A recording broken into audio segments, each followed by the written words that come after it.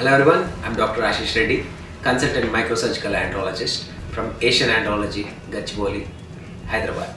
ఈ రోజు మనం అసలు అంగస్తంభన ఉన్నవాళ్ళు ఇప్పుడు వారికి ఇంతకుముందు వీడియోస్లో మనం అంగస్తంభన అంటే ఏంటి దాని గురించి మనం తీసుకోవాల్సిన జాగ్రత్తల గురించి చెప్పినాము. ఈ వీడియోలో ఒకవేళ మీకు అంగస్తంభన ఉంది దాన్ని ప్రూవ్ చేసుకోవడం ఎలా అంటే ఏ టెస్ట్లు చేసుకుంటే మనకు ఒక క్లారిటీ వస్తుంది దాని గురించి మనం డిస్కస్ చేస్తాం.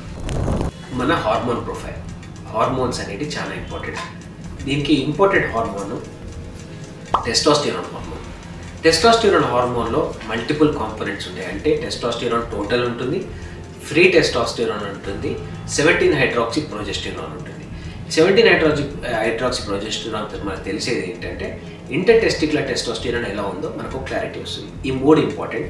దాంతోపాటు ప్రొలాక్టిన్ అండ్ ఎస్ట్రోడియోల్, ఈ 5 హార్మోన్స్ ఆర్ మేజర్ హార్మోన్స్. అదే యంగ్స్టర్స్లో ఇంకా 2 హార్మోన్స్ యాడ్ చేస్తాం. ఒకటి ల్యూటినైజింగ్ హార్మోన్ అని, ఒకటి ఫాలికల్ స్టిమ్యులేటింగ్ హార్మోన్. ఈ 2 హార్మోన్స్ మనకి స్పర్మ్ తయారు కావడానికి హెల్ప్ చేసే హార్మోన్స్. సో యంగ్స్టర్స్లో ఇవి 2 కూడా ఎట్లైనా మనం బ్లడ్ టెస్ట్ ఇస్తున్నాము, ఈ 5తో పాటు ఈ 2 యాడ్ చేసుకుంటే డెఫినెట్లీ మనకు ఎక్కువ క్లారిటీ వస్తుంది. అంటే రేపు ప్రెగ్నెన్సీ రావడానికి ఎంత ఈజీ ఛాన్స్ ఉందో దాని గురించి చేసుకోవడానికి. అండ్ మోస్ట్ ఇంపార్టెంట్, అంగస్తంభన సమస్య ఉందా లేదా అని తెలుసుకోవడానికి మనము పీనైల్ డాప్లర్ స్టడీ చేయించుకోవాలి. ఈ penile Doppler study or penile scan, అది పీనైల్ డాప్లర్ స్టడీ అంటే ఎలా చేస్తాము అంటే దీనికి 2 పద్ధతులు ఉంటాయి. ఒకటి, మనము ట్యాబ్లెట్ ద్వారా కూడా మనం పీనైల్ డాప్లర్ స్టడీ చేయొచ్చు. ఒక 100 mg సిల్డినాఫిల్ ట్యాబ్లెట్ తీసుకొని ఒక 1 అవర్ ముందు తీసుకొని, ఆ టెస్ట్కి పోయే 1 అవర్ ముందు పోయి ట్యాబ్లెట్ వేసుకొని ఒక హాఫ్ అన్ అవర్ తర్వాత మీరు సెక్స్ వీడియోలు చూసినప్పుడు, సెక్స్ గురించి ఆలోచించినప్పుడు మనకి న్యాచురల్ ఎరెక్షన్ వస్తుంది. అప్పుడు రేడియాలజిస్ట్ అంగం పైన స్కాన్ చేసి మనకి ఉద్రేకంగా ఉన్నప్పుడు, అంటే ఎరెక్షన్ ఉన్నప్పుడు లోపట్ల బ్లడ్ ఫ్లో ఎంత ప్రెషర్తో వస్తుంది అనేది చాలా ఇంపార్టెంట్. దాన్ని పీక్ సిస్టాలిక్ వెలాసిటీస్ అంటాం. ఈ పీక్ సిస్టాలిక్ వెలాసిటీస్ బుక్ పరంగా చూసుకుంటే 30 పైన ఉండాలి. మోర్ ఆఫ్ ఎక్స్పర్ట్ ఒపీనియన్ ప్రకారం చూసుకుంటే 40+ ఉంటే చాలా బెటర్గా ఎరెక్షన్స్ ఉంటాయి. సో ట్యాబ్లెట్ ద్వారా కూడా మనం పీనైల్ డాప్లర్ చేసుకోవచ్చు. కానీ గోల్డెన్ స్టాండర్డ్ ఏంటి, what is the best test అంటే ఒక చిన్న ఇంజెక్షన్ ఇస్తాం, అంగానికి చిన్న ఇంజెక్షన్ ఉంటుంది.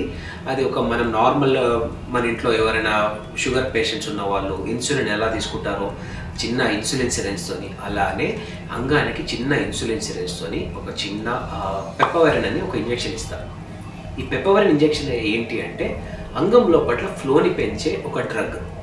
సో దాన్ని మనము పీనిస్కి చిన్న ఇంజెక్షన్ ఇస్తాము. ఇచ్చేసి వెంటనే టెస్ట్ చేయడం ఉండదు. ఇచ్చిన తర్వాత మనం కొద్దిగా టైం ఇస్తాం పేషెంట్కి, ఒక 2 to 3 minutes or 5 minutes ఇచ్చి ఏదైనా వీడియో చూడండి, లేకపోతే సెక్స్ గురించి ఆలోచించండి. అలా చేసినప్పుడు ఏమైందంటే మనకు న్యాచురల్గా మళ్ళీ ఉద్రేకం వస్తుంది. అప్పుడు అంగం గట్టిపడుతుంది.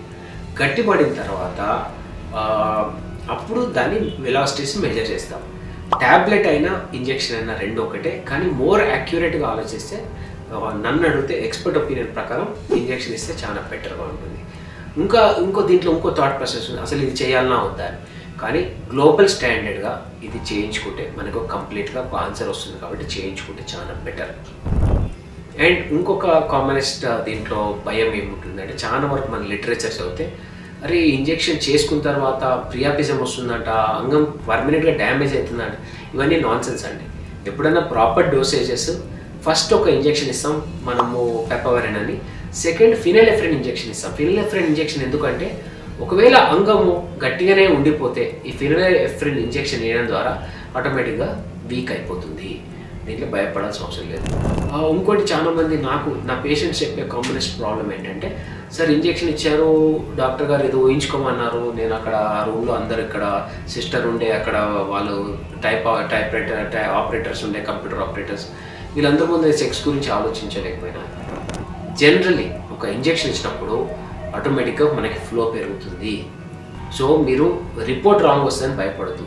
అది ఫస్ట్ థింగ్ ఏంటంటే గ్రేడ్ ఆఫ్ ఎరెక్షన్ వేరా, సిస్టాలిక్ వెలాసిటీస్ వేరా. గ్రేడ్ ఆఫ్ ఎరెక్షన్ మనకి థాట్ ప్రాసెస్తో వస్తుంది. సో మీరు గ్రేడ్ 2 గ్రేడ్ 3 వచ్చినా భయపడాల్సిన అవసరం లేదు. కానీ at the end of the day నన్ను అడిగితే లోపల వెలాసిటీస్ చూడటమే చాలా ఇంపార్టెంట్. ఆ గ్రేడ్స్ గురించి మీరు మర్చిపోండి, థాట్ ప్రాసెస్ గురించి మర్చిపోండి. ఒక ఇంజెక్షన్ ఇస్తే ఆటోమేటిక్గా ఫ్లో పెరుగుతుంది కాబట్టి మీరు భయపడాల్సిన అవసరం లేదు. సో నేను ఎక్కడైతే నేను చేపిస్తానో, నేను స్కానింగ్ చేస్తాము, నేను ఓన్లీ 1 cc ఆఫ్ పెప్పవరినే ఇవ్వమని చెప్తాను, ఎందుకంటే లో డోస్తోనే ఇంకా బెటర్గా ఉంటుంది, సైడ్ ఎఫెక్ట్స్ ఉండకుండా ఉంటాయని. సో ఈ పీనైల్ డాప్లర్ అనేది ది సేఫెస్ట్ థింగ్. ఒకవేళ దాని సైడ్ ఎఫెక్ట్స్ ఉంటే దాన్ని డిస్ట్రాయ్ చేయడానికి ఫినోలెఫ్రిన్ ఇంజెక్షన్ సెకండ్ ఇస్తాం కాబట్టి జనరల్లీ ప్రియాపిజంలోకి ల్యాండ్ కారు.